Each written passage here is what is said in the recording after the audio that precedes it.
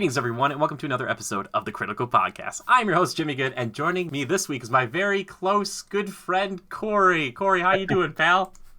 I'm doing well. Thank you, Jimmy. Thank you for having me. Yes, Cory is actually an ethereal voice, so don't worry about it, because even if we put a camera on him, it wouldn't understand his beauty. It would break immediately. So That's right. I'm like the shadow in the alley with the long trench coat, like the guy from the X-Files that's handing Mulder the X-Files. Yeah. Yes, for sure. That's you, That's man. right. I was gonna go more like Charlie from Charlie's Angels, but this is way better. Like this seems much better, much cooler. That's just a really nice way of saying that Cory doesn't have a webcam at the moment, but I appreciate the glossy finish you gave me. No, I stand by what I said, because if we ever get you on here with the camera, I'll just blur it out. I'll be like, well, it couldn't understand. Technology can't comprehend it. Anyway, right. So Cory, I've been meaning to have you on the show for a long time. We talked about this a ton. And what I like to do with a new guest, we like to talk about a little bit about yourself, like favorite game, favorite movie, when you grew up, stuff like that, to give people a little bit of a barometer for where you're coming from pop culture wise. So let's start there. Favorites. What do you got? Well, I'm a product of the 80s and the 90s. I was born in 83. So in terms of video games, it all started in 88, probably, when my mom bought me my NES, the Nintendo Entertainment System. Excuse me. I dabbled a little bit in Atari prior to that. I had an older brother that was around the house at an Atari 2600, but I was too young to really gauge what the Atari was. So I really didn't hit the video game scene per se until 88 when I got an NES. But yeah, man, just a product of the 80s and 90s. I grew up playing, the NES to the Super Nintendo to the N64, which is probably where I hit the peak in terms of good memories of playing video games. Was probably on the N64. For sure. So Ocarina of Time, I view that game with rose-tinted glasses. It doesn't hold up as well, but it's still my favorite game of all time. I just love that game, the visuals, the music, the memories I have playing that game when I was, 14, 15 years old. Yeah. Yeah, in terms of movies, same thing. 80s, 90s. I grew up loving Tim Burton stuff. So I love Michael Keaton's Batman, 89 Batman, and obviously the sequel, Batman Returns. But yeah, just kind of the cliche 80s kid, Back to the Future, into the 90s where we had Jurassic Park and Terminator 2. I just to name drop a couple of my favorites, I guess. But yeah, to spare the rambling, that's kind of it, kind of your cliche 80s, 90s kid. I wouldn't say I'm a Nintendo fanboy because I play all platforms and genres of video games. You do. I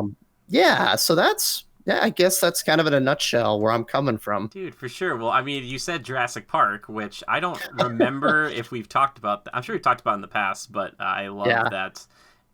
I love that you brought it up because it is something that came out in 93. So that would have been, especially for you, a perfect time to see it in theaters. I was way too young to see it then, but I've heard horror stories from my older sister who saw it when she was, at that time, and she was old enough to see it and still probably too young to see it then. But man, just good pick, my friend. Good pick, Jurassic Park. Oh, just classic. It is a classic. I mean, Spielberg. I just ever since that and Saving Private Ryan, those were my Spielberg. If I had to show people two Spielberg movies, I'd be like, watch these and be in awe and be like, yeah, this was made 20 years ago, 30 years ago. Not a big deal. Yeah. And it's funny you bring up Spielberg because, I love his old movies, but recently, and we don't have to dive deep into this news, but I don't know if you heard that he took himself off directing duties for Indiana Jones 5. I think I heard that. Talked about that. I don't think we did, no. Okay, well, we don't have to dive into it, but I was so disappointed when I heard that news. But then I was like, you know what? This is okay. Yeah. Maybe this is for the best coming off of Crystal Skull. Let's contain those memories of those quality Spielberg movies in a time capsule. Yeah. And yeah, so that was just a little tidbit. I just heard that, actually. I literally just heard that hot off the presses. Really? That's weird to me because, I felt after Temple of Doom, he was like, all right, guys, I will give you a classic Indiana Jones movie. So then Last Crusade came out, and that was So, I was kind of hoping it was the same thing where he's like, all right, I'm going to do Kingdom of the Crystal Skull. it's gonna be kind of weird. And then like this fifth one was like redemption for him and Harrison Ford, and they were just gonna put like everything into it. And they're like, last indie film, here it is. Yep. But I don't know, man. That's weird. I'm interested to see who they get instead. So the rumor is you're gonna have to forgive me. I don't have his name in front of me, but it's the guy that directed Logan and Ford versus Ferrari. It's James Mangold. That's what Thank it is. you. That's what I think. That's I've heard the this rumor. rumor. Okay, and he's a very talented director. Solid. So Solid. I get it. Like that's a really good choice, and I'm sure Spielberg will be a producer on these things. I don't really know what that even means though sometimes, because for someone who wants to act and be a producer, I still have to figure it out. Because he'll be like, Spielberg helped produce Transformers. I'm like, but how much did he like really like? What did he contribute? Yeah, I'm like, I want to know if he was like, hey, Michael Bay, like Michael, let's do this shot instead, or I'm not sure, but yeah, that's weird. But hey, give someone else a chance. Little tidbit. Yeah, and if someone like that does well enough with this, and they find a way to continue the story, which one of my favorite kind of theories is like, what if you took Short Round and you aged him up and he's Steve Yeun from Walking Dead and he's the new Indiana Jones. Like that would be cool, and get new directors and stuff and just be like, Indy is more of like a title like James Bond that's passed on, as opposed to being like it has to stay in the family. Because I don't know if Shia LaBeouf, like I don't think they're bringing him back in. I don't know. I would doubt it. Yeah, I would doubt it too.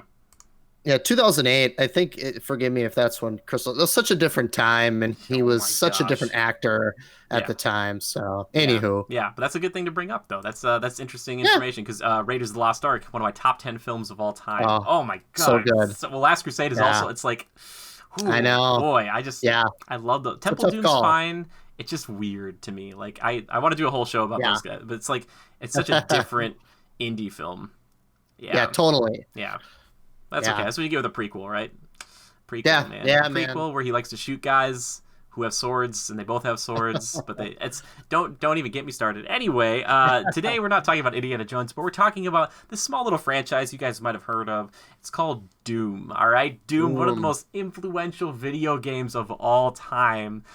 Something I didn't get into until much later in life, like more recently. But Cory, you've been a Doom guy, if you forgive the pun, for quite a while now, right? Right. Well, I believe it's Doom Slayer. There we first go. Of Okay. all right. Thank you. Okay. Cool. Close enough. I've heard both, so I don't know. Yeah, I kid. Yeah, no, you brought up 1993 with Jurassic Park, and it's so funny. That's a perfect segue, because that's when Doom came out on the PC, and my first memory, I was 10. Obviously, I mentioned I was born in 83. At that point, the N64 wasn't out. So I think a lot of people's first experience with a first-person shooter was GoldenEye on N64. Yep. Unless you had a PC that was capable and you had parents that allowed you to play Doom, which I did not. Yeah. Back then we had these old computers that, my gosh, maybe we were even like, what did we call them back then? The green screens. You're running like Oregon Trail and number crunchers or something. Yes. Oh my gosh, for sure. Fraction munchers. So I was not playing Doom at my house in 1993. But quick story, we went over to my neighbor's house, and he had these computers set up back to back, like literally the monitors, like, the old school CRT monitors were set up back to back. And I'm like, what is this? And he's like, this is Doom, and we can play together multiplayer. It completely blew my mind. Sick. That's so cool. Wait, what? So here's this totally new genre of gameplay I've never seen before. A first-person shooter? What is that? Hyper-violent. You got these demons that are invading from hell. It's like the most violent, dark, genre of game you can imagine. And not only that, but you're playing locally on two different computers. So, so that was really a mind-blowing thing to see when I was 10 years old, was to play Doom in 93 locally on multiple computers. And I think, don't quote me on this, but it might have been the first time Deathmatch had ever seen the light of day. I actually have the wiki in front of me, but I'm not going to cheat. I'm not going to sit here and read this. That's fine. I was just saying, did you play I believe co-op? that was the first time I think if I remember at the time, and it did have a co-op mode, so you could run through the campaign with two players, and there was also a mode that was up to 4 players, not via internet. You had to be local. Okay. So imagine having 4 capable computers set up in 93 to play Doom. But But my neighbor Craig had two. Cool. So I specifically remember playing 2-player deathmatch and 2-player co-op Doom. And that was the first time I'd ever played a first-person shooter. Again, I'm not going to read the wiki here, but it was either Wolfenstein or Doom that was the first. I know people go back and forth on that, but yeah, so here we are today with Doom Eternal. I don't know how far down the Doom rabbit hole you want to go down, but yeah, it seemed like a relevant topic. You and I had talked a little bit. We went back and forth on, what we were going to discuss, and I thought Doom would be the perfect relevant topic to talk about. Oh, totally. And like I will be honest, for me it's more so Doom from 2016 and Eternal that I'm more familiar with now. And I never really got into Doom because, again, we talked about like the times. It was a lot of like there's that pay gap right in there where you're like, all right, so first off you have to get the PC to do it for this game, and like obviously it would probably be a little nicer at that time to run it. And then it was like, well, would your parents even let you play that game?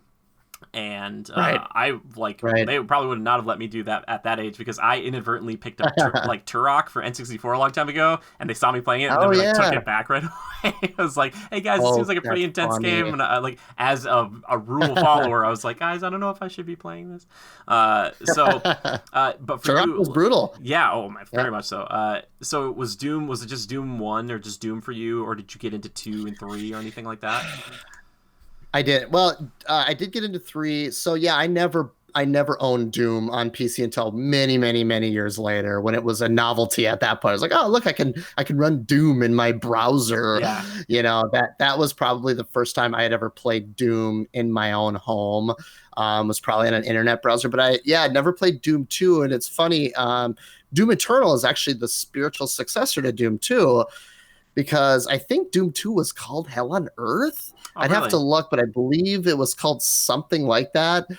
But Doom 3, I actually owned on the Xbox, the original Xbox. I believe Doom 3 came out in 2004 for computer, for PC. Sure. And once again, blew people's minds with the art design, the visual fidelity, the sound design, just what's capable in a video game. I think every time id Software released a game, it kind of raised the bar in terms of what was possible in video games. Sure. And in my personal opinion, they're still doing that to this day with Doom Eternal. So to answer your question, I never owned 1 and 2 properly, natively in like a disc or a floppy disk format. Okay. Doom 3, Xbox. Was Doom 3 the slower paced like horror one, or am I thinking of something else? Nope, you're right. Yeah, and actually, I think at the time they didn't even have a flashlight in the game. Oh my god. Yeah, and again, I know I keep saying this, but don't quote me on this. But I think they re-released the game and added a flashlight. Hilarious. Because it was just too dark. So good. And it's so funny to think about now. I mean, every game has some sort of torch or some sort of light device, a flashlight or whatever you have. Yeah. So yeah, to answer your question, never owned Doom 1 and 2. I remember playing Doom 3 on Xbox, and then I never really got into the franchise until 2016. And I think, like you, that was when everybody got back into Doom. Yeah. Oh, for sure. And now, because you have Doom Eternal, you do own Doom 1 and 2. Spoiler alert. Because it comes with that game. Exactly. Which is nuts. Like, that's cool. This is true. It's not even not nuts, but I love that it's just kind of like baked in there. And they're just like, yeah, this is like our franchise, our heritage, and us building up over time. I was trying to think the last like id Software game I think I played before this was Rage, maybe? Yes, which was kind of a weird game, and like I forced myself through that game. The one thing I liked is like you could pick up a bunch of items at one time. That was like the one, like the rest of that game was like so like barren and kind of sad. There's a cool like arena mode, but there's a good shotgun too because id Software they're known for their shotguns and whatnot. But so jumping forward from Doom to Doom 2016, how did you feel like going back in as someone who was an older fan of this franchise? Like, did it scratch that itch? Did it like elevate it for you, or was it kind of like, oh, this is not maybe what you wanted? What was it? Well, the funny thing about Doom 2016, I was looking before we started just to do a little homework. They announced that game in 2008, which is unbelievable. It was announced at E3 as Doom 4. Nice. And then that game didn't resurface until 2014. And at that point, John Carmack, who was the famous level design id Tech guy that worked for id Software for years, he was always the guy that was kind of the face of id Software, the face of Doom. He left to go work at Oculus to help design the Oculus Rift at Facebook. Okay. And so id Software was like, okay, well, we have this game. John just left. We announced it in 2008. It resurfaced in 2014 as just Doom, self-titled Doom. And yep. And then it was released 2 years later in 2016. So I loved it. I thought it was super fun. It was kind of that fast-paced run and gun. It kind of I'm trying to think of what do they say? It's rip and tear. Rip and tear, is that baby. Is that the language they're using? That's the language. But it's basically just button prompts that when the enemies are flashing, you do a button prompt. I think it's clicking the right stick, and then that does the rip and tear. Yeah. So they kind of reinvented themselves with this whole rip and tear game mechanic, and it stuck to its roots with some cool visuals, some fun monsters to shoot. It was really fast paced. It ran at a really high frame rate, kind of arena based combat. That harkened back to the old Doom. So I thought 2016's Doom was awesome. Yeah. Oh, for sure. I actually just played through it for the first time because I hadn't done that yet, and I had Games Pass for a little bit, which is that thing is nuts, by the way. But anyway, so I was playing through it, and crazy value. Yeah, it's crazy value. But I had a really good time playing it. And the funny thing was, like, when I was streaming it, it couldn't take it when the enemies spawned, because I think they all spawned at the same time. And it's like, I don't know, for whatever reason, like, it was just like, it was too much. But anyway, I really enjoyed it. And I felt like there's a few things in there, because it's just a few years old now, that I was like, okay, there's a few things where I'm like, this could be a little nicer, streamlined, or I wish I had a few more options here. But it felt really good.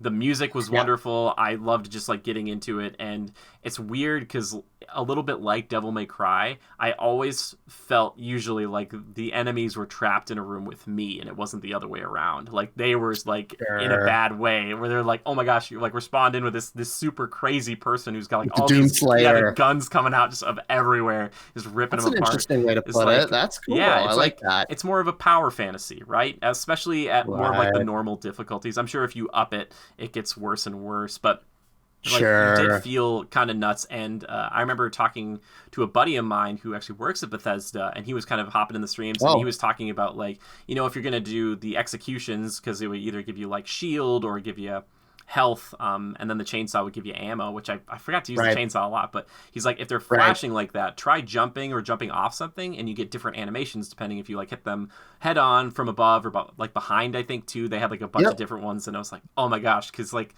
that stuff you might not really appreciate until you're doing it, because there was like a lot of times where I'd shoot a guy as I was jumping, and then he'd start flashing, and then I would just do the animation, like knee him like in the face and smash him on the ground, and I was like, yeah, I'm like, feels good. Feels so good. Just the really tangible is so tangible. And I feel like they've learned a lot in that one, and it was such a success. Even though maybe I played very briefly the multiplayer a while ago, and I was like, this isn't so much. And I think it's not great. They've retooled and kind of did something different with Eternal, but I think they've learned a lot from that first one, and said like, all right, if we're gonna come back, it's like, it almost feels like Metallica or something. Like, all right, we're a crazy rock band, we've been doing this for years, we're gonna come back, let's come back in a big way, and let's like how do we top or try to top what we have done, or build off what we have done in the past. And that's when Eternal comes, and from what I'm hearing and seeing, it seems like it's all of Doom 2016 plus just like way more. Like, it makes it feel like that game was tame by comparison. How do you feel about that? Do you feel like that's true or not? I do think it's true, and I may be in the minority, but I think it's to its detriment. I actually think that all the added systems to Doom Eternal is a negative in my perspective. Whoa! And we can dive in if you want. I'm loving I love the game. I'm having a lot of fun, but there's just one too many systems to Doom Eternal. Well, let me ask you this: what do you think about platforming in first-person shooters? I am usually I'm usually opposed to it if they don't give you a lot to work with. I know in the first game I had some issues before I got like the double jump and stuff, and I was like, I Yep. think for me it's kind of like I get the same like sickness in VR if I can't jump to a thing in a first person shooter. I'm like, like for Sure. too long.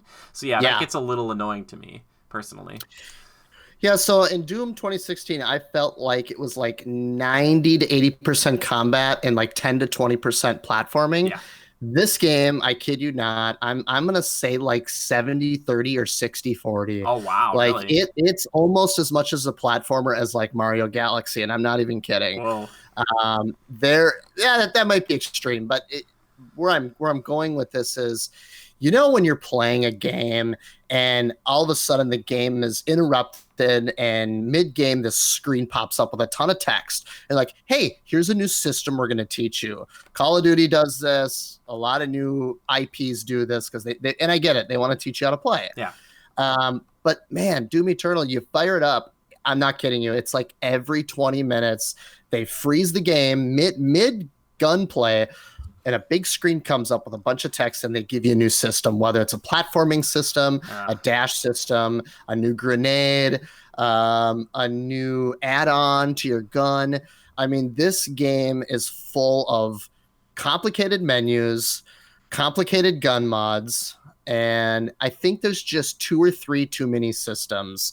And it's okay if you do it properly, because the systems are critical to refilling your health, refilling your ammo, refilling your armor. It's a flow of systems. Yeah. You shoot, you punch, you rip and tear, and then you hit your flamethrower, then you hit your grenade, then you double jump, then you punch, then you shotgun. It's a flow of systems. It's almost like a symphony of things that they teach you, and it kind of breaks away from what Doom was to begin with, which is, I think, is just open combat, shooting monsters at a really fast pace, and a few options here and there. Okay. Throw a grenade, switch weapons, jump, punch, rip and tear. So I think 2016 nailed that. I'm trying to think. It's hard to put words to it because you haven't played Eternal yet, correct? I haven't, no. Okay. Well, there's a ratio, right? Yeah. There's a ratio in video games, and I feel the ratio in Doom 2016 was almost perfect. It had this goofy humor, right? Mm-hmm. It amped you up as this like godlike. In the beginning, you literally come out of like this like sarcophagus, like this. You know what I'm talking about? Good. You come up, yeah, like you're being summoned like this god. Yeah. And it just had this goofy sense of humor. And I feel the balance was done really well in Doom 2016 in terms of platforming and combat. Doom Eternal nails that, but they add 3 or 4 things, and it just feels a bit much. Sure. A little overwhelming. It's a little overwhelming, Yeah. especially at higher difficulties. That's what I've heard. Yeah, you're constantly switching between grenades and different flamethrowers and different weapons. And yeah, I think you hit the nail on the head. It's just, there's really nothing else to say, but it's just a bit overwhelming. Yeah.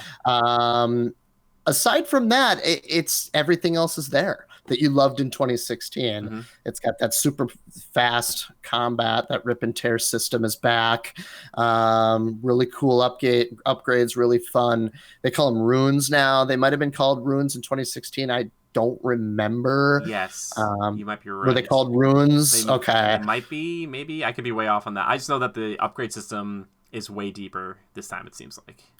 It is way deeper, and you have this hub world now. It's kind of the Doomslayer space castle. Yeah, that's cool. Yeah, which is really cool. You can actually look at Earth, and it's really goofy. There's like satanic letterings on Earth from the ground. So they really dial in the goofiness on this one like they did in 2016. But so anyways, in your little Doomslayer space castle, you can do different upgrades.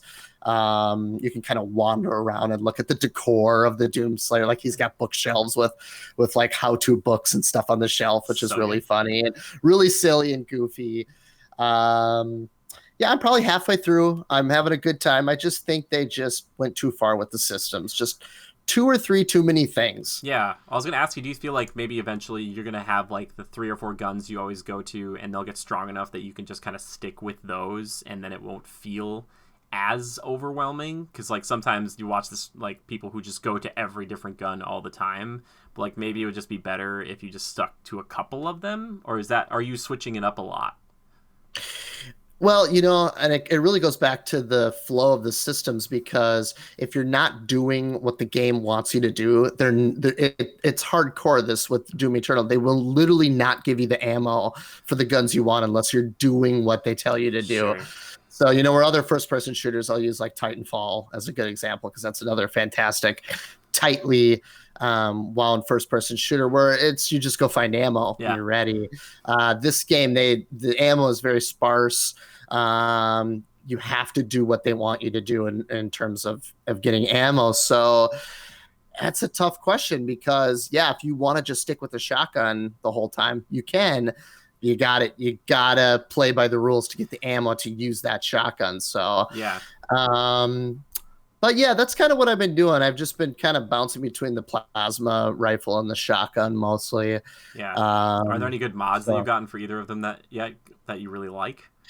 Well, like I said, I really like the runes. So, like, here's an example of a great rune that I really love. So, let's say you hit a demon from a distance and you can see him blinking. Normally you'd have to be in close quarters to do the rip and tear animation. Yeah. Well, one of the runes is you can teleport rip and tear. Yes. And I don't even know if that rip and tear is the right term. I think I just picked that up on the internet somewhere. I love but you know it. what I'm saying. Yeah, the brutalization, like the execution. Yeah. The execution. There you go. That's. Do you actually teleport, good. or is it just like you can kind of lunge? He just lunges, but it's so fast it looks like a teleport. Dude, yeah, I remember getting that in the last game too, and it was like that was nice to have. Like you'd see a person like 40 feet away, and you're like, whoop, like hi, like that's back. It's clutch. Another new thing is enemies have weak points. That's cool. Which is new. I don't remember that from Doom 2016. Maybe it had it again. It's been like 2 or 3 years since I played it. Yeah, not as much. Some of them I think did, but not all of them. Some of them, okay. Well, there's a certain set of enemies in Doom Eternal that it's literally required. So, like, for example, one of these guys got 2 shoulder cannons. And when you're in the thick of it, you got 100 demons shooting at you, coming for you. And you got to focus on taking off these 2 shoulder cannons. It gets extremely difficult. And it gets really frustrating. Yeah. So they've ratcheted the difficulty. They've added a lot of new systems. And I think some of the existing runes and weapons and so forth are still there. It just goes back to what you said. It's just a little overwhelming. Sure. Where in 2016's Doom, I thought the balance was more balanced for lack of better words. The ratio was more balanced. So does that make sense? That makes perfect sense. Well, it's funny that you bring up the whole platforming thing, because right as you said that, I was thinking, what other game has a 70-30 or like 60-40% split of something I didn't like? And it reminds me of Arkham Knight's Batmobile.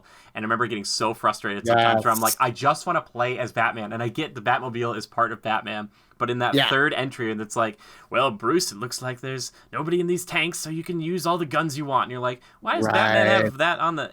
Whatever. It was just like, it just kept ripping you out of playing as Batman. And some of those sequences were fun, but there was just too many of them. And I was like, oh my gosh. It gets in the way. Like, it is so frustrating. And as I've said many times, they've ruined Deathstroke with that. That was like, you just give me a combat scenario with him. But so like I understand that completely, because you're jumping into this world expecting to do something for the majority of it, and then getting flipped into something else, and it's mandatory, and you're like, and that can be annoying. So I understand that. I think this game, I feel like more so than most, is like a sequel that they said, hey, what if we made this just like, not like everybody could play it, but like it was mostly for the fan base, and said like, the fans who are still playing this game, if you made and brought out another game today, what would they want? And it was like, all right, just more hectic on every level. Like, you want more platforming, you want more storytelling, you want more customization, you got everything. And like, that's what I think people usually want in a sequel. But if you're not coming fresh off the last Doom, it sounds like for a lot of people, this is like a lot to like jump into, like you said. but I gotta know, how's the flamethrower? Because I'm kind of a flamethrower guy. So like, is it good? Like, do you like it? Yeah, it's great. And actually, you get a shoulder flamethrower too, which is part of So the gameplay. those are two different Yeah, ones. Dang. Okay. it's two different ones. So the Sick. shoulder one is mapped to L1, and basically the purpose of that flamethrower is you start the enemy on fire, and every time you shoot the guy while they're on fire, he pukes out ammo. Or he dumps out. I'm sorry, not ammo, armor. Armor, that's what it is. Okay. So if you're looking for armor, see back to this whole overwhelming thing. It's like, oh wait, so if I need armor, I gotta flamethrow the guy, right? Okay, and then I shoot to get the armor, but I need the ammo too. So I need to set him up to be flashing so I can do the rip and tear. Yeah. But then I'm out of ammo for my plasma cannon, so I need to find fuel for the chainsaw, so I can start chainsawing guys to get ammo for this other guy. So it's this whole thing.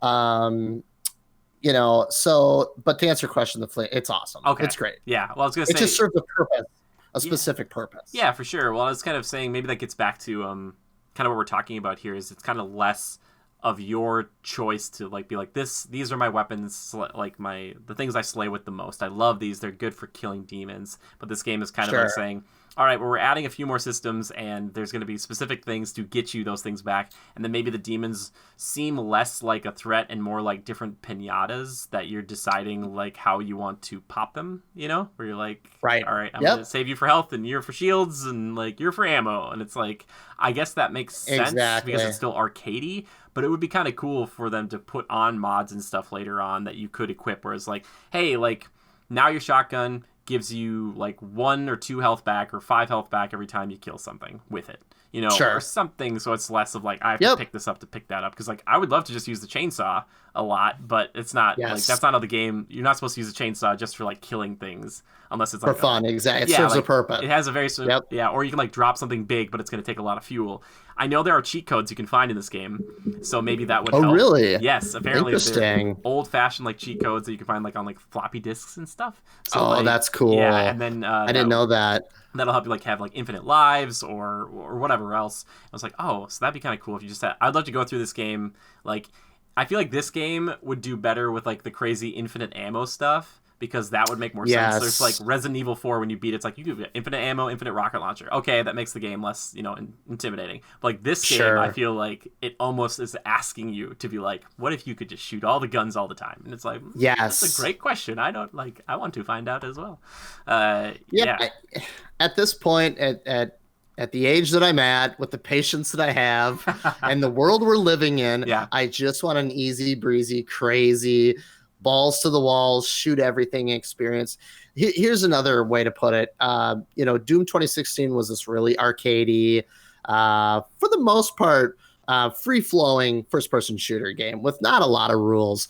It was almost like id Software went and played a bunch of Dark Souls. And they were like, okay, Dark Souls, you got to play by their rules. There's a set of rules, and you got to do this, that, and that to succeed. And it's almost like they applied that to a first-person shooter. I don't know if that makes sense. I hear you. They just tagged on all these systems, and I don't mean to be negative on this game, because there are some really good things about it. Like they added fast travel, which is new. So if you want to go back to an environment that you already played through and look for secrets and just have fun and walk through that area, you can do that. They have monsters respawn? Yep, they have monsters that respawn. Yep. And they also have these little challenges called Slayer Gates. So you'll find keys throughout the world, and you need to find those keys to open these Slayer Gates.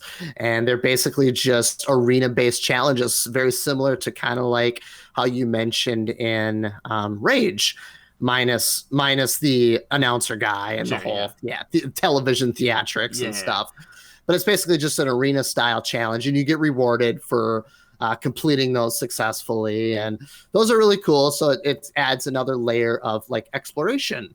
It's like, oh, okay, so I've cleared out this zone, all the demons are dead, let's find the Slayer Gate. but first you got to find the key.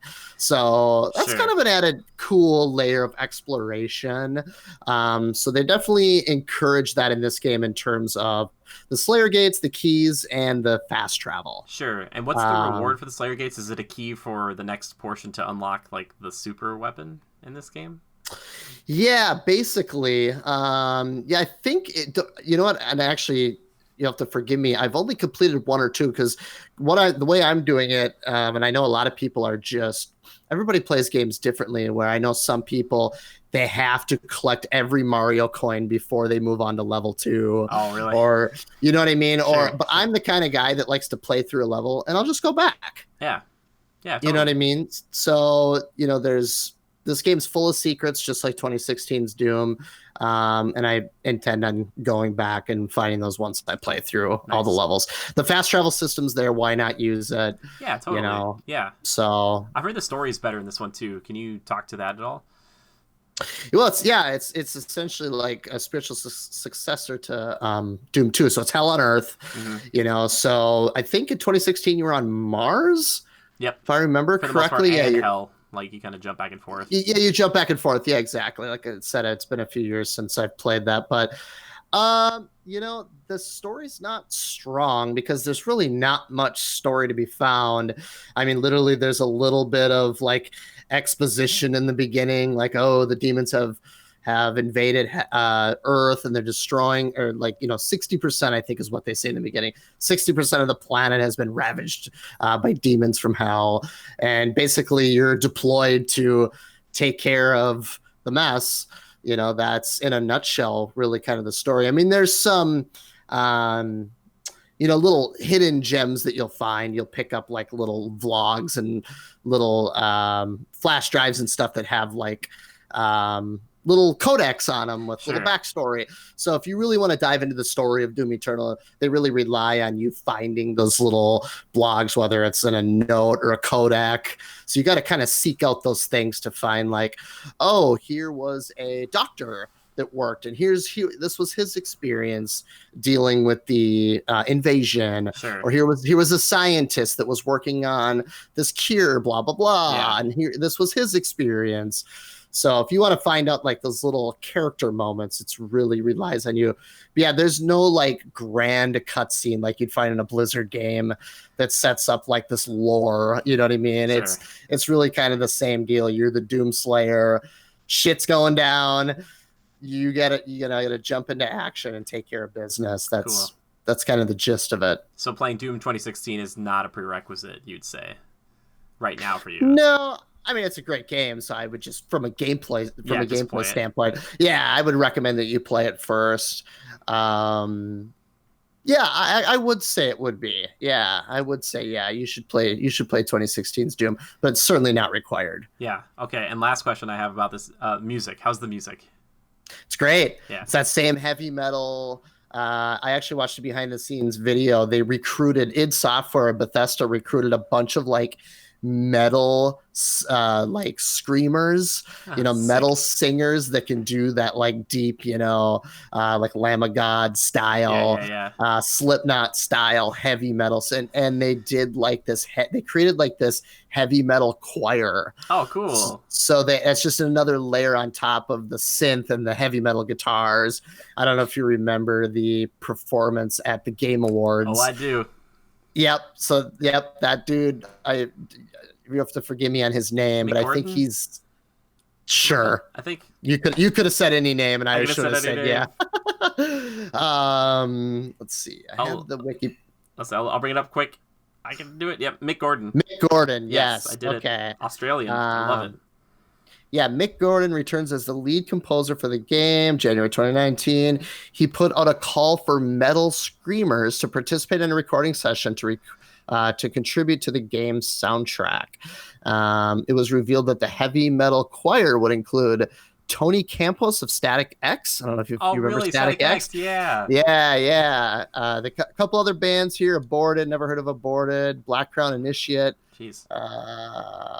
They have a couple other listed here that I've never heard of. But anyways, long story short, they're calling it a heavy metal choir, and that sounds like a good description. Beautiful. Music's great. Yeah. It's perfect. It gets you pumped up. Yeah. You know what I mean? Dude, for It keeps sure. keeps you going. So Well, like Doom Eternal though, it sounds like you recommend it, but there are some caveats. yeah, I don't review games on any of the shows that I produce at my work, but if I was to give it a score right now off the bat, I'd give it like a solid 7.5 maybe out of 10. Where 2016 Doom, I'd probably give it somewhere to 9.5. Okay. So everything that you want out of Doom 2016 is here.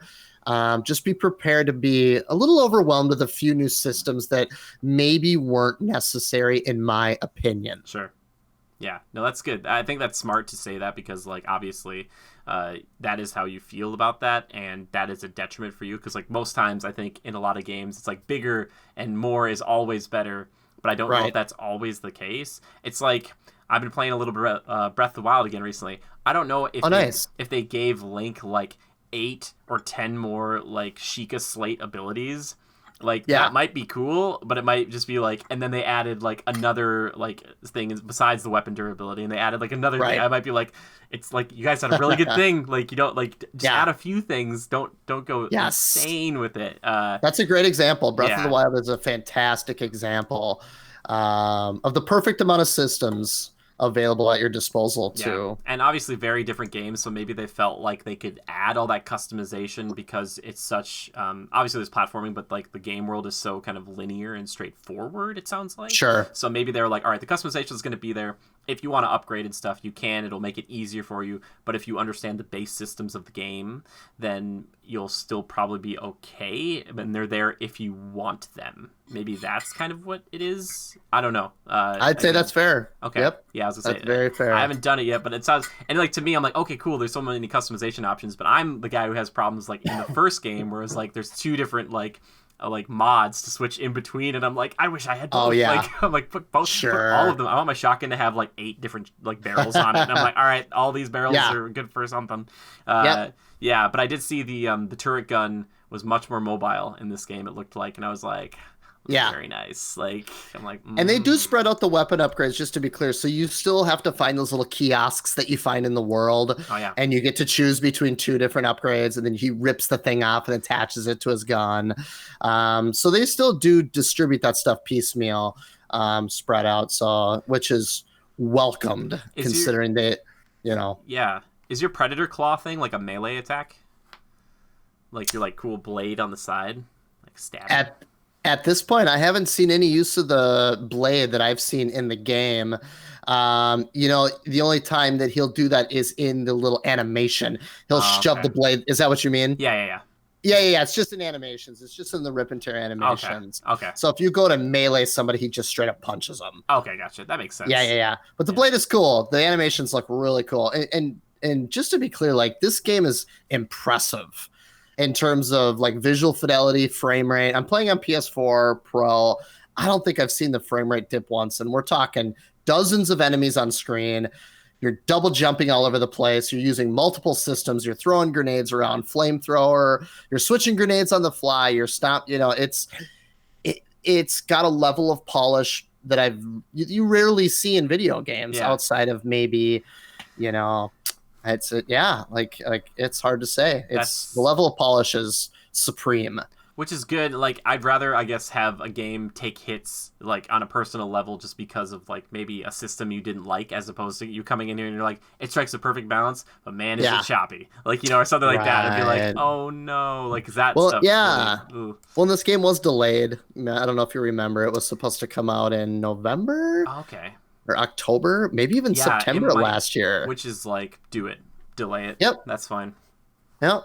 So that's Doom. What a franchise. You know, I think it belongs in the Hall of Fame of first-person shooters. I think id Software, it's unbelievable that they're still around after all these years making phenomenal first-person shooters, and they continue to raise the bar with each release. In my opinion, aside from my minor complaints of Doom Eternal. Sure. Well, I guess my last question on all of this is, do you think you'll hop into the multiplayer at all? Because it sounds like it's a bit different now. It's like here's 2 kind of demons that are in a match, and they can set up traps and summon different other little demons to fight one Doomslayer. Like, does that sound? And it's very different than like the old team deathmatch stuff, which is, I think, is probably a good thing, right? Because that's not what Doom is about.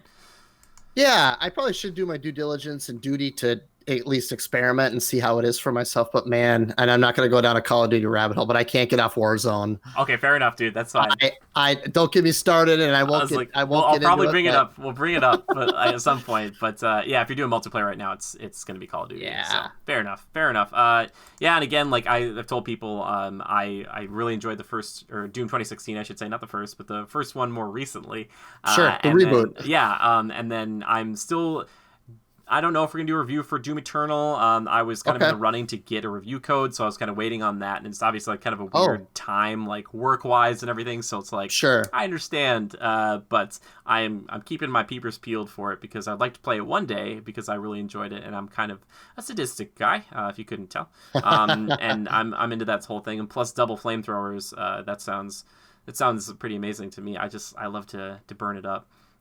So yeah, I'm excited to get my hands on it one day, and it sounds like you enjoyed it for what it was to an extent, and it wasn't like a complete step backwards for the franchise. So that's good. No, I'm enjoying it. Like I said, I'm probably halfway through, and I'll tell you, if you don't get a copy once I'm finished, you can take my copy and Aw, you're too you can play kind. through it on your channel. So You're I'll too let you know when I'm kind. done. I'll touch base with you once I'm Okay. done. All right. Sounds good. Well, take your time with it, man. That's all right. I Final Fantasy VII's coming up soon too, man. Oh, it's just like, whew, I know. whew, that's okay. And I'm glad they delayed Cyberpunk. If you're out there, video game Yes. developers, delay your games if you must, because it's just I just want you to take your time with it. I know it's a money thing. I know it's usually like a money budget thing, but Yeah. like if you can, because it just then people talk about it and then it sells better, Yep. and then it's like. I hope that Doom is selling like hotcakes. Yeah, Man. I'm actually excited to play Final Fantasy VII because the two games that are on my radar, and we don't have to get into it, is Last of Us 2 and Resident Evil 3. But if you're looking at what's going on in the world, do you really want to play The Last of Us 2 or Resident Evil 3 right now? Yeah. I mean, definitely not Last of Us 2. That's just me personally. That was a game I was excited about. We don't have to get into it, but I think I might shift gears to Final Fantasy 7. Yeah, I'm just saying. I'm not gonna. I don't want to sway you one way or the other. All I've heard about Resident Evil 3, I played the demo, and I've just heard the game Yes. it's pretty short. It's like 5 or 6 Okay. hours. Okay. They didn't really add, but like a lot of people were saying that was a criticism of the game. But a lot of people who know Resident Evil 3, they're like, yeah, it's not a super long game. So what did you expect? So they added like another asynchronous multiplayer where it's like 4 people versus like a mastermind, and the mastermind can like set traps and do all this stuff. And I was like, see, for me, that's like the fun job. I'd be like, I'm gonna try to trap you in here and trap you in here. Sure. But Interesting. yeah, I hadn't heard that. but a beautiful looking game, and I think for people who loved Resident Evil 2, like who got Resident Evil 2 as like a fan and won't get Resident Evil 3, like Totally. you're gonna get it, right? So yeah, I'm interested, but I've heard mixed reviews on it so far, which is super Okay. weird to see. So Yeah. it's like okay, but I like that because it kind of shakes up, like you said Yeah. here. Like most of the people have been giving Doom Eternal like 9s and 10s or whatever Yeah. it is, and you're like, no, for me it's more like a 7.5. So Sure. I respect it. You're being your true Yeah. self, you know. Yeah. Well, I try. But Final Fantasy 7 just like 10 days. It's like 10 days. I played the demo, and I didn't want it to end. Yeah, man. It's like it's a long demo and it's so pretty, and I'm like, It's so pretty. I'm just thinking like Yeah. in the future how they're gonna do the other characters in the game. I was like, it's gonna be good. I'll just be curious to the reception. I've heard there's a large percentage of people out there that don't really follow games media. And I hate to, man, are they expecting a full? Maybe. Do they know? I mean, Yeah. That's who's the going to problem. tell them? You know, What are they like, gonna call hey, the other parts? I don't know. I think Joe Schmo, not to single out the Joes of the world, Yeah. that don't listen to critical reviews, that don't go to IGN. Yeah. They're gonna pick this game up thinking, "Oh my God, they remade my favorite game of 1997." Are they gonna be crushed? I don't know. I also wonder too if like this first game has like 50 or 60 hours of people will be like, all right, that was enough, and I get it. It was gorgeous. I hope I'm, so. I'm willing to wait for that next. I hope so. Bit, you know. And for someone, Because it's all just Midgar, right? I think so. That's what I've heard too, and it sounds like if I understand this correctly, like Red 13, he's in the game, but you get him later on in the game, so they didn't like he fights alongside you, but he's not a playable character. So if that gives you Okay. kind of a feeling for how long the game will be, I don't know. I think for the Okay. diehard Final Fantasy fans, it'll never be enough, and that's the frustrating part because like True. you want to see like the rest of this game as beautiful as this. So True. I don't know. It's a tricky situation to be in because Okay. like this is one of those games again we've been waiting for a long time, and it's like, do they wait longer and like try to release all of them? But this is like, all right, we're gonna get money from this now, which will help like revitalize, and we can kind of see what we can make better in the second and third parts, and keep going. I don't know. It's I don't envy that at all. But if it does well enough, I would love to see Final Fantasy 8 and 9 eventually get that treatment. That would be insane, especially for 8. Like, it'd be excellent. That's what I would think anyway. But I'm sorry. Is there anything else we should say about Doom before I feel like we're moving on to the next segment of the show? Is there anything else? No, that's okay. No, that's really all there is to say. Cool. I think it's a great game. A little overwhelming at times, but I recommend it. Sure, perfect. Well, excellent. And like I said, I hope to get around. We'll get around to it someday here. And yeah, if you're watching at home, this is not a demon from Doom. I was talking to Cory about this. This is Ichigo from Bleach. But he's like a demon. So I try to wear shirts that coincide with the show. Doesn't always work. Oh yeah, I so like it. If Bethesda's watching, is it an anime show? Yeah, Bleach, is an anime. Yeah, okay. It's anime. Nice. If Bethesda wants to send some like Doom stuff, I'd be happy to. I'll throw on a Doom shirt. I'd be happy. That's right. Anyway, absolutely. Now it's time to move into the next segment of the show that we all like to call, just so fittingly for this show, and the voice goes perfectly with it, Time Killers. Because it's the games we've been playing. I like it. Thank you. The games we've been playing, nice. movies we've been viewing, TV shows we've been watching. So, Cory, besides Doom Eternal, I could almost guess, besides Warzone, you could talk about Warzone a little bit, what other game you've been playing. But do you want to talk about what you've been killing time with? Let's talk Animal Crossing. Yeah. It's wonderful. Yeah.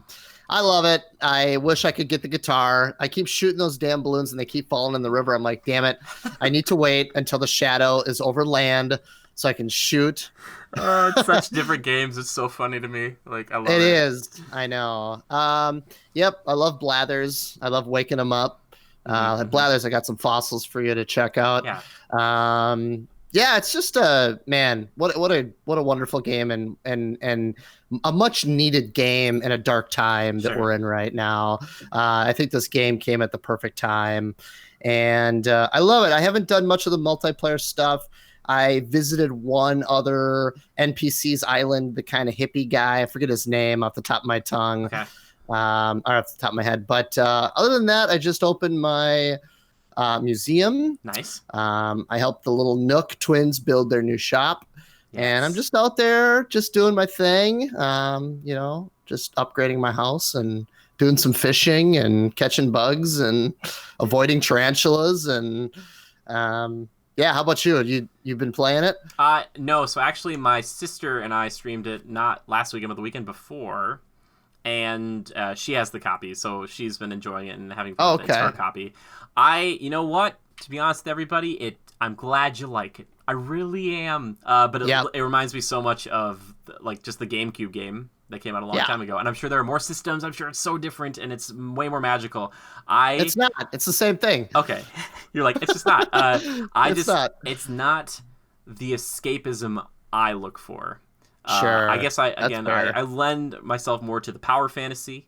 And I appreciate it. It's just that I think for me, I've just seen a little too much of it. It's just like my Twitter feed is just I know. I'm like, and it's overwhelming. Great. It's a lot, and I love that people need this right now. I get that. Sure. I just have never needed Animal Crossing, and it was one of those games that I always lovingly joked about that like people got so angry when they would delay it because they love it so much. So it's like there's so much of a fever for like a chill game. Like I gotta get it. And they're like, all right, everybody chill. Right. So I respect how many people love it. I wonder too. I think this game will have legs because of the systems that are put in place. I know some people are kind of toying around with the time differences, so you can kind of like get things a little faster if you kind of mess with your Switch. But I think that's just like a way to play the game. Like it's just different ways to play the game. And I get that it might be frustrating to see someone come into your world and they have all this stuff and you're like, how did you do that? But how did you do that? Right. But I think it's going to be a game that's memorable not only for what it is, but during the time that it's out.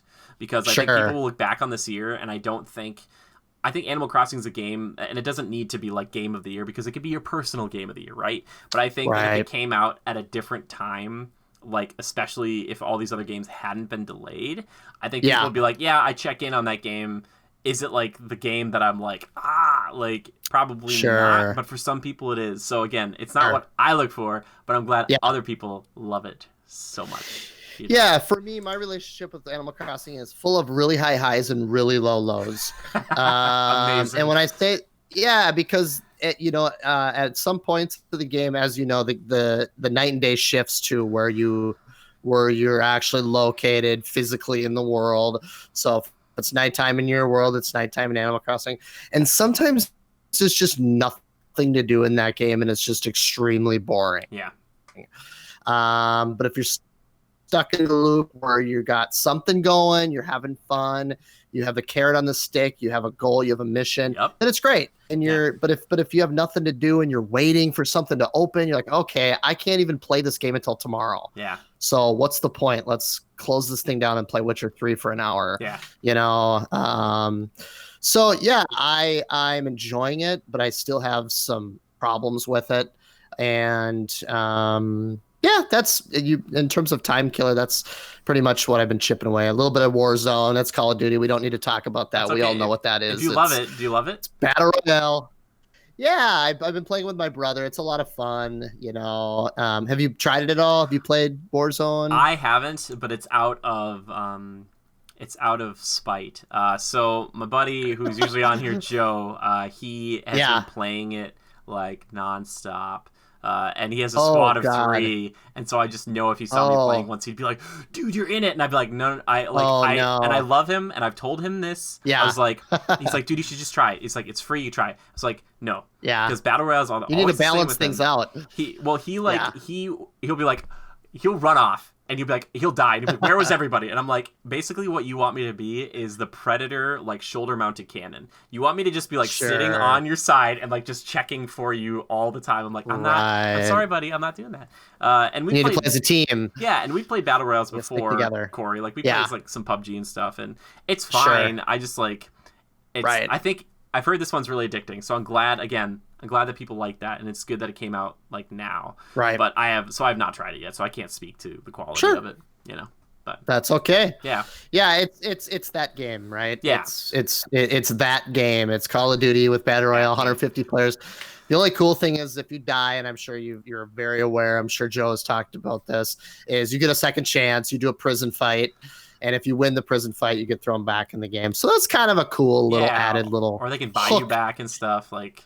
They can buy you back if they have enough money and they can find the terminal. That's kind of a broken system in my opinion, because you hardly ever have enough money, and then you have to find the actual terminal to buy them back. So it's almost just better just to leave the game and start all the way over, because it's faster and you get back in the game quicker. Yeah. But have you got any victories?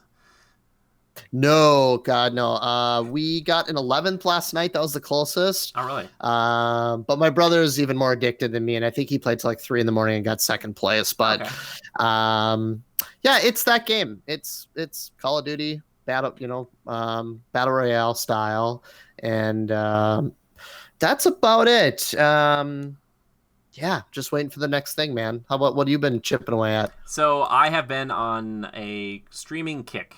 As of recording today, this is day number 15. I don't know how it happened. It just did. So we've been playing Final Fantasy VIII, Valkyria Chronicles, Breath of the Wild. I tried out the demo for Bravely Default 2, which destroyed me. I tried out the demo for Trials of Mana, that's quaint. I think that would be a really good game for someone who's like just getting into RPGs, or like someone a little bit younger. That'd be perfect. Did you say Trials of Mana? Trials of Mana on Switch. Oh yeah, like Secret of Mana, like the Super Nintendo game. Yeah, it's the sequel to that one. I don't know. I think this is technically a remake of it, because obviously it's like 3D and you're running around in these spaces and stuff, and it's pretty straightforward combat and stories and stuff. But so I tried that out. I feel like there's another game. Oh, I tried. We're getting a little bit into City Skylines. Which is a crazy game. There's a lot to understand with it.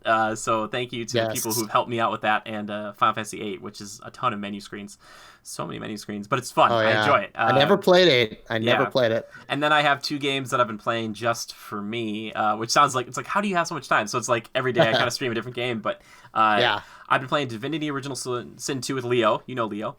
And so we've been playing that occasionally here and there. And then I didn't think this would happen to me. I played the first episode of the first game a while ago, but recently, right now, I think, for Xbox Games with Gold, they have the second season of Telltale's Batman, which is The Enemy Within. Oh, nice. And It's actually really fun.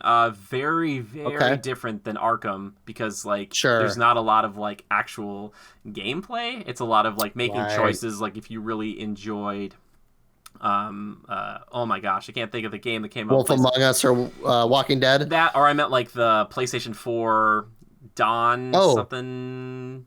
Oh, I can't think of it right now. I'm so sorry. Until Dawn. Until Dawn. There you go. It's a lot like that, and it's really weird. And I think it was fun for them because it was like, all right, what if you played as Bruce Wayne more so in this one, and you had these weird kind of relationships with everybody that kind of affected other relationships.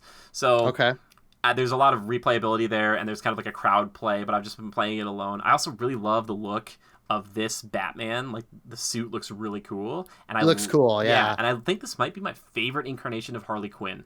Her look and her I don't know, she's a complex character in this one, which is fun. I was like, okay, as opposed to just being like, yep, she's nuts. Like it's like, no, she's not just nuts. So I've been enjoying it, and I've been taking my time with it. I think I'm through episode 3, and I have 4 and 5 left to kind of do, and then like I could go back and completely play it differently. So yeah, it's very much like Bruce Wayne's Secret Agent, though. So, like, if you're not into that and you want to play as Batman more, there's not as much of that. And so, what I've played so much so far. So, keep that in mind. If you want that, that's more Arkham. Like, you're barely Bruce Wayne ever in the Arkham games. And they still do the thing. What's the term? Video game term? QTE or? Yes, it's very QTE. Yeah. Is that QTE? Okay, the so they're still events. Doing the classic. The nice thing is quick time events. Yeah. That they give you options sometimes. So sometimes it'll be like, or like most of the time it will be like, all right, hit up and hit X because it's like you get in combat and it slows down and then you can hit a thing. So it's very cinematic. But then occasionally it'll be like, do you want to sweep the leg? Or do you want to like hit him in the face or something? So like it'll give you different things like based on that. So I'm more of like I like to use the grapple hook more. So it'll be like, do you want to like hit him, like sweep the legs, or like grapple anchor punch? And I'm like, all right, the grapple anchor punch sounds sweet. So he like shoots around, hits it to like a piece of steel. He hits another person with it, and then pulls that person forward, and then he just like hits them in the face as they come by. Oh, nice. I'm like, oh, sick. That's like, cool. Like that's good. That's cool. It definitely tests like your morality though, because there's a lot of like you have to make decisions as Bruce Wayne that like you like for sure probably Batman would not do, but like you're Batman, so like you got to keep that in mind. It's like you get to decide where like your kind of your loyalties lie and stuff. So yeah, there's a lot, and like Amanda Waller is a big facet of this game, so there's like the Suicide Squad feel to it as well. So it's like there's a lot going on, and they do take some liberties with some of the characters, so keep that in mind. These aren't your like they are the classic villains, but you're kind of seeing them in a different light, especially like Joker. It's a very different relationship. Yeah. And did you say you're playing season 2? I'm season 2, yeah. So like they had season 1 come out. Season 2 is for free right now, I think, with Games with Gold. Got it. At least I think it was. And yeah, I'll have to check that out. Season 1 that features more of like Harvey Dent and some other minor characters, but I don't know if they ever made season 3, but I wonder if they were like, all right, we're gonna get a crack at season 2, so like let's use like there's a lot of villains in this game, like a lot of the ones it's not like ones where it's like, oh, kind of random, like they made them up, or they're just like ones we don't know as well. Like these are like the big villains, usually, the classics. It's like Riddler, Joker, Harley, spoilers, Bane, Freeze. Oh, sweet. Stuff like that. Freeze is a little weird. I still think the Arkham City version of Freeze is the greatest Freeze of all time. That was a great boss fight. Boss fight, the look, I was like, please put him in a movie.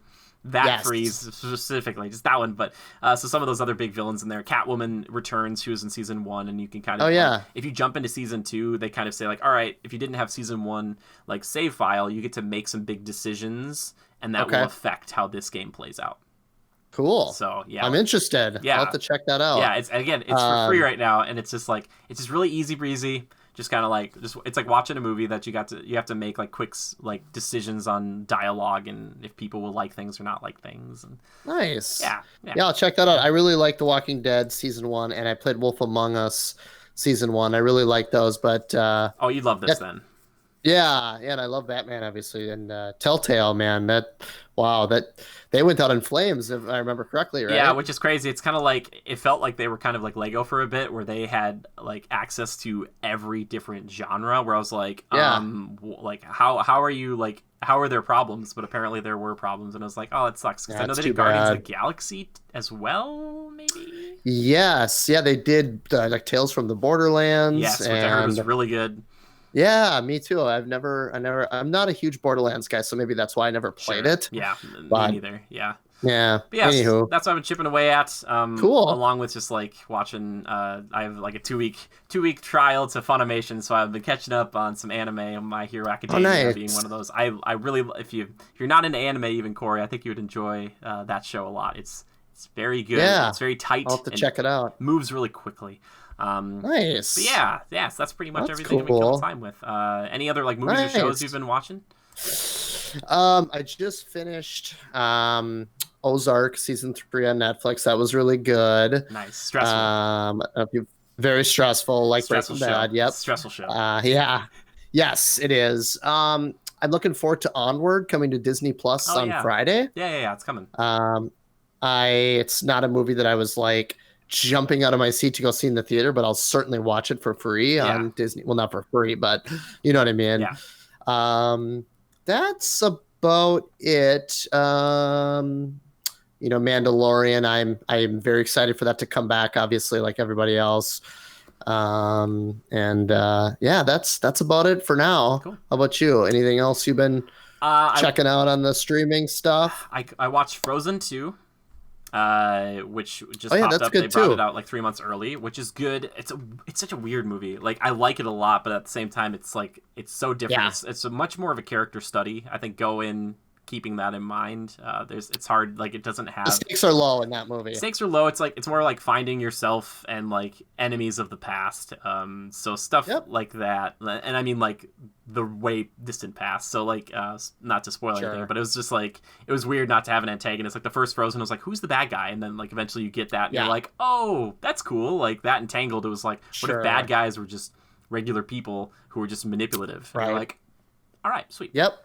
Uh, Interesting. yeah, Yep. and then I watched that. I've been meaning to watch it because like the music's really good, and I haven't watched it in a long time. But Prince of Egypt, which is on Hulu, it's one of DreamWorks' Oh. like 3 or 4 kind of like their cracks at doing like more serious animation, and that one is based on like Exodus, I think, from the Bible. So it's like it's an interesting Interesting. story, but it's also like pretty messed up. The music's really good. That's the thing I like the most about it. Some of the animation's wonderful Okay. too, but it's Okay. DreamWorks is man. I'm DreamWorks familiar is, with it. I've just never seen it. yeah, DreamWorks is all over the board. I still think my Yeah. favorite though would have to be Road to El Dorado. That one's just like a classic pure adventure like movie. And Sinbad I watched recently. I'd never seen that one. Sinbad's okay. It's not anywhere close to Road to El Dorado for me. Road to El Dorado is like it's almost up there like the Disney movies where I'm like, this is I've never seen it. I'll have Oh, to check it out. it's just a fun time. Is it man. streaming? It's probably on Hulu. If you have Hulu, Okay, I would because check it out. I can include it in my Corey's Corner if that's Dude, your contribution. It's so good. Like it's got some great music. It's got some great animation, and it's just like a fun, like self-contained adventure film. Like it's Cool. and it's got I'm gonna watch it. It's like a kids movie, but it's got a couple of swears in there, so it's always like whoa, Weird. like what? Like DreamWorks is Whoa, always like kind of edgy. edgy. DreamWorks is kind of like wow, like Right. Yeah, Look at that's- us. yeah, exactly. Which is totally fine. I get it. But they're That's so funny. it's so weird to see that transformation from those types of movies and then going into like Shrek and How to Train Your Dragon and Madagascar. Oh, sure. And like that's kind of where Right. they're at now. Like you don't do the hand drawn stuff anymore. But I have such an appreciation for the hand drawn stuff. So Yeah. so those ones kind of, and then Simpsons also just been kind of bopping around on Simpsons because that's all of it's Oh, on yeah. Disney, which is so, like some of those Yes. episodes I'm like I can't believe Disney's letting them play this. Like I like, know. like, It's wow. a Like, product of a time for sure. My wife she loves Simpsons. We always have the Simpsons on in the background. dude. Yes. Yeah. Um, Sideshow Bob. the only other I thing love I would recommend, which is an obvious one that we could do a whole episode of this, is I bought Rise of the Skywalker, and I still stand by that movie, and I still think it's great escapism, and I think it's a really fun Star Wars movie. And aside from some obvious flaws, I think it's a really good, fun movie. And if you haven't seen it, obviously it's Star Wars. It's a goofy movie to recommend. Yeah. Like when you're recommending Star Wars, like, okay, dude, like it's like that's like saying I recommend the Avengers. Like Sure. obviously I'm gonna watch the Avengers. Still though, yeah. You could say it's but what you're killing time with, right? Yeah, exactly. So we bought that and we watched it. We had some family over prior to this whole Sure. COVID-19 social distancing thing. And What was the social feeling about it when you were done? Did the group love it? They like it? Were they kind of mixed? The group that we watched it with, we'd all seen it. Okay. We share Apple IDs with like my brother and my parents and my other brothers. So like if my brother buys a movie, I can watch it, or if he buys a movie, or excuse me, vice versa, whatever, you get the idea. So we take turns buying movies. Cool. But so right now, Brady, if you're listening, it's your turn. You buy Call of the Wild so I can watch it tonight. Yes. Dude, Call of the Wild. Okay, that's the Harrison Ford one, right? Yes. So if you do watch that, let me know, because I actually met one of the actors in that movie.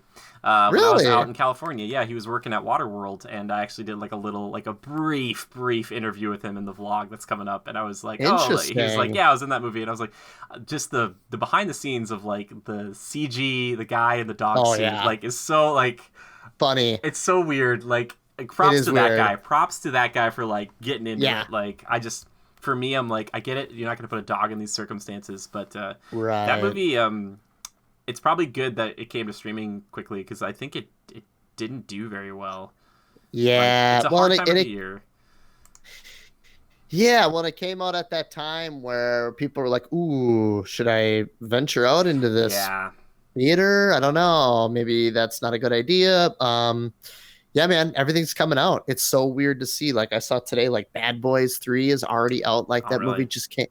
Like, you know, I don't know if that's a good example or not. It's not a movie that I know we're waiting to rent it. Yeah, you can buy it right now. You can't rent it yet. I think you can buy it. So maybe that'll change. I want to see that. I do too. Yeah, because I was gonna rent it this last weekend, but we couldn't. So Joe and I rented Rambo: Last Blood. So. Oh, how was it? Yikes! I like the last 20 minutes of it. The build up is very like unfortunate circumstances of a young woman getting brought into sex trafficking. So that part, I felt like I didn't need the build up. Like when I watch a Rambo movie, and I haven't honestly, I've not seen all of them. I've only seen bits and pieces. Sure. So I just want to get to the I don't need the reason for the violence. I just need the inciting incident. I don't need an hour or an hour and 20 minutes of the inciting incident, and then it's now he's really killing everybody. I'm like, right, just get to it. Yeah, there's some really funny double taps though. Someone pointed that out. There's some guys he would were for sure dead, and he'd shoot him a bunch anyway. But there are other guys that he probably should have done that too. He would hit him with a trap, and the guy would lay down, and you're like, you should shoot that guy, Rambo. You wasted 40 bullets on these dead guys. This other guy. That's funny. Yeah. So it was fine. Sly's always an interesting guy to watch. So he is. Yeah, I definitely want to see it. I'll probably wait till it's at my disposal free of charge. Yeah, come on, brother. Just kidding. Call the Wild. Yeah. Yeah, call it just an example, but that's it, man. That's God. Yeah, it's just we're all home so much right now, right? Yeah. Everybody's literally being told to stay home as much as possible. So if Hollywood can pump out as much of this content as humanly possible, I think we're up for it. Yeah. Although it's been getting nice outside, which has been good to see. Yeah, for sure. But aside from the nice weather, that's about it, man. Just a little Doom, little Animal Crossing, little Ozark. That's about it in the Lang household here. Well, fair enough. Well, that just means we get to move into the last segment of the show, my personal favorite, which is community feedback and questions. And thankfully, our Legionnaires came out with the questions for you about Doom. So this comes in from our Discord. This is from Missile Mage. He says, what do you love most about Doom? What does it deliver that other games on the market just don't? Do you prefer the newer Doom games or the older ones? Any changes you make, you like or dislike? So we kind of covered a few of those. So you kind of talked about the overwhelming aspect being things you don't like or dislike. I think one that I want to talk about here, kind of focus in on, what does it deliver that other games on the market just don't? I think that's an interesting question. You want me to answer that? Yeah, it's totally you. Oh, okay. What I love about Doom that I think that other games don't offer is it takes story to a backseat. The story takes a backseat, and the visceral, chaotic gunplay takes the front seat. Sure. The wheel takes the wheel. Yeah. That's what I'm trying to get at. I think in 2016 Doom, I think you're already shooting zombies within 30 seconds of that game starting. And I love that. Reminds me of Breath of the Wild. One of Nintendo's big accomplishments with that game. Yep, they throw you in the deep end. There's not a 30-minute cutscene of exposition. I mean, there's nothing wrong with story and gameplay. I think there's a place for story in games, but I think in terms of Doom, I think the thing I love about it that does so well is they just let you go, man. Yeah. They just let you go, and they set it up within 30 seconds. You know what's going on, and you're having fun within minutes. Yeah, for sure. I think that's a really good. I was just thinking the same thing, the exact same thing, same game, everything. You read my mind melding, Cory. He also asked us, "Is Isabel from Animal Crossing actually the Doomslayer?" Oh, have you seen those videos? I have I've seen the memes. I haven't seen the videos. Sure, yeah. It's like if the Doomslayer removed his helmet, like you just see Isabel. You just see her. She's just right there. That'd be hilarious. How do you manage the height though? I don't think is she on stilts. She might be on stilts. She might be like maybe the Doom armor is like a mech suit. Like we don't understand it. That could be. But then it would have to be somebody different than the first game, because in the first game you don't have the suit in the very beginning. You're like a person. Yeah. Personally, I'd rather see KK Slider because I play guitar, so I'm biased. Yeah, KK Slider, for sure.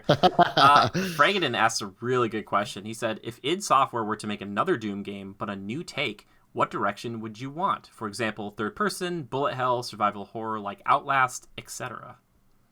That's a great question. And I was going to mention it earlier, but I didn't want to drag on the Doom section even longer. But if they stick to the roadmap that they're doing now, Doom 3, the next Doom game, technically would be a corridor shooter. Sure. Because if you look at Doom 1, 2, and 3, Doom 2, Doom Eternal is kind of a spiritual remake of Doom 2.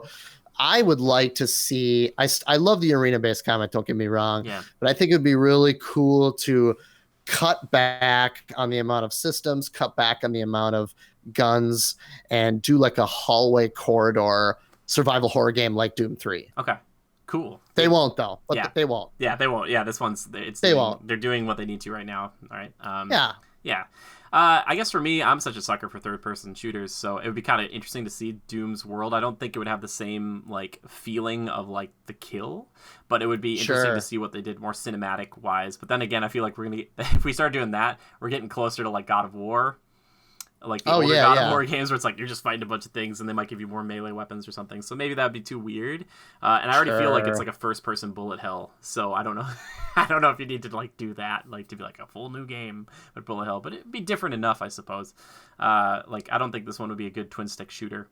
But yeah. It's funny that you bring up the third person because IGN and Games Rant have a video right now with Doom Eternal running in third person. Oh, really? Oh, cool. Yeah, so I don't know if it's an actual id Software backed, like baked in, like unlockable mode, or if it's a cheat or some sort of hack. But there is a video floating out there, and it's really fun to see him rip and tear in third person. Yeah, see, that's what I'm talking about. You got to look it up. It's really, really funny. That's what I want to see now. Oh man, now I really want the third person Doom. All right, you heard it here, Bethesda. You heard it from this one person. Thank you. Well, you know what, guys? Thank you for writing in. If you ever have a question or a topic or a series or something you want us to kind of cover specifically on the show, because we've kind of taken a more singular approach to it, just tweet at us or send us an email. You can send us emails it's just gocriticalreviews@gmail.com. It's all there. And then if you want to tweet at us, just use the hashtag criticalpodcast. You can tweet at me personally. I'm at JimmyGood013, or you can just tweet at gocritical. That works too. But Cory, I know you're not on Twitter a ton, but just in case you might be on there in the future, where can they find you? If you really want to, it's Lang_Cory. I don't really use Twitter that much, but you're welcome to follow me. And if you need to reach me, you can always send me a DM on there. Yeah, and we've talked about this in the past, but a little bit. But I know Cory through a local TV station here, and Cory has been very generous in allowing me to actually put this mug on television. And we do Game Sharks, a show over there that a few of you are familiar with. So if you're hearing Cory's voice and you're like, I know that voice from somewhere, that's probably where it's from. And they're making Game Sharks more and more accessible. And that is basically like if you took this show and you gave it like a budget, and like you put it in front of like nice cameras and like in a studio and all this stuff. That's basically what the show is. And we've had some really fun times on there, some cool guests and stuff. We do it every couple of months, depending if the world is during like a pandemic or something. Unfortunately. Yeah, so we kind of had to wait on that. But if you're ever interested in that sort of thing, Cory does cover things that aren't just community based, but he does cover things like we were talking about Cory's Corner, which he's kind of giving recommendations out for games, movies, and TV that might not be the things that are the tip top of your radar. So yeah, Cory, I think that's covered most of the stuff. Did I miss anything? No, we appreciate you hosting and producing content at QCTV. We love having you over there. We're obviously practicing social distancing per health experts' recommendations. So unfortunately, our studio is lock and key, kind of the lights are off, for lack of better words, unfortunately. But we'll be back stronger than ever. Maybe they'll let us do 2 or 3 back-to-back episodes just to catch up. That's actually what I'm hoping we can do. That'd be amazing. I will demand the shrimp table then. That's my joke, is always I'm like, where's the shrimp table? They're like, what craft services. I saw a video recently. Someone was on a Disney cruise weeks ago, and they were at like this, like you paid on top of the cruise to go to this place for like $40, and they had this huge table just full of shrimp, and I was like, I'd lose my mind. I'd be like, I'll take the table. Oh God, yeah, I'll take the whole table. Actually, real quick too, speaking of that, if you don't mind, before we wrap up, what do you think of the new Jungle Cruise movie? Dude, okay, thank you for asking. I'm happy to talk about it.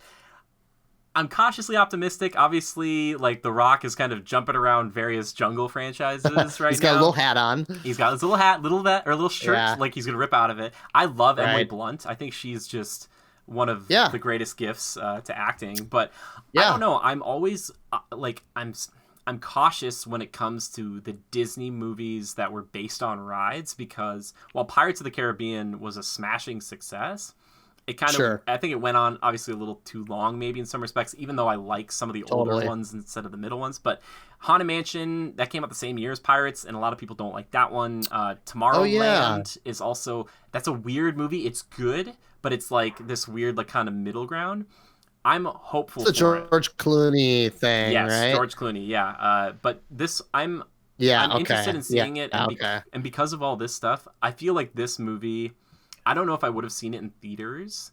I'm not sure, because like I love Jungle Cruise. Like Jungle Cruise, for people to understand, like that is a theme park ride that as a child I was obsessed with. I got to drive the boat once, which I'm pretty sure you can't drive or steer it, and I loved it. I loved it. Like if I had to have a job in Disney, I might be one of them. But making it into a movie, that's amazing. We'll see. Yeah. I'm with you. I don't really have a take. I saw the trailer. I'm like, I'll see that. Yeah, and I get like the jokes. I was just curious. I know you have a strong love for Disney and Jungle Cruise, so I was just curious. Thank you. Well, even the first time I watched it, I didn't understand like The Rock. Like I got that the backside of water joke and stuff. I didn't realize that he had like paid the natives to like attack the boat.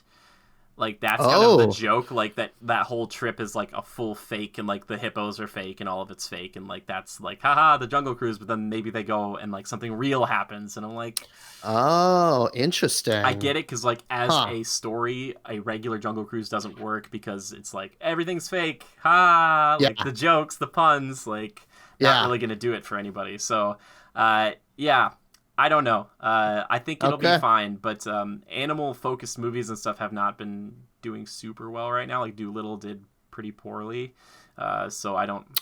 I'm not sure how this will. I think they'll try to put it in the middle ground between Haunted Mansion and Pirates as far as like tone goes. So. We'll see.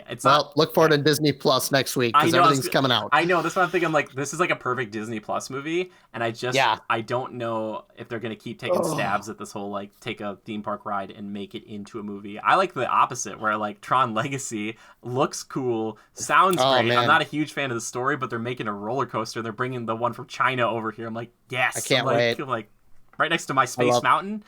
Good God! Like you just put these beautiful roller coasters right next to each other. It's just like.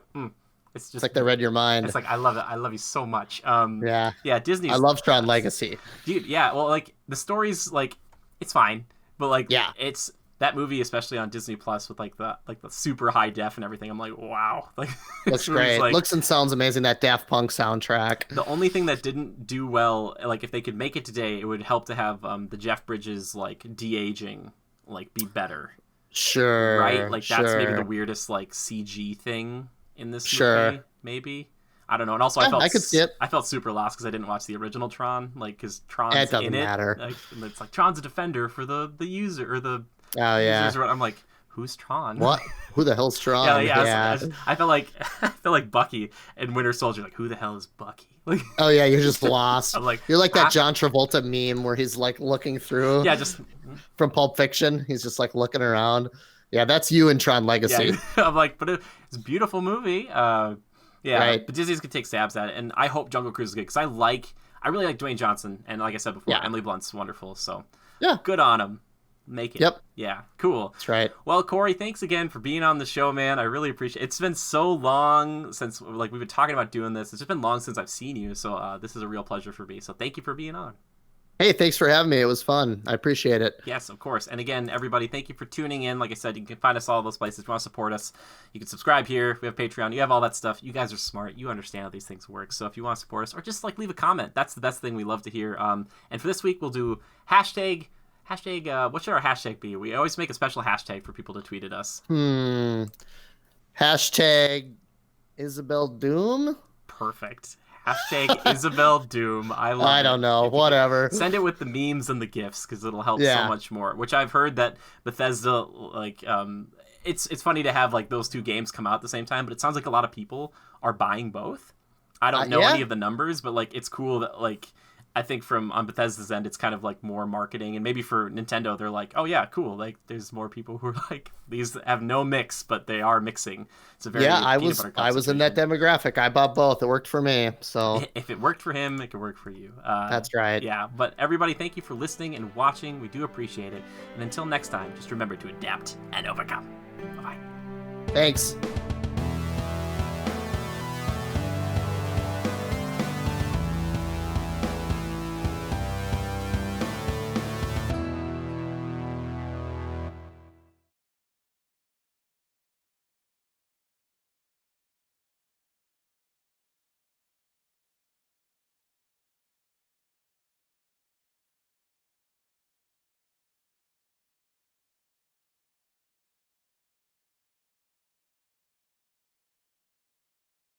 Perfect. Look at that.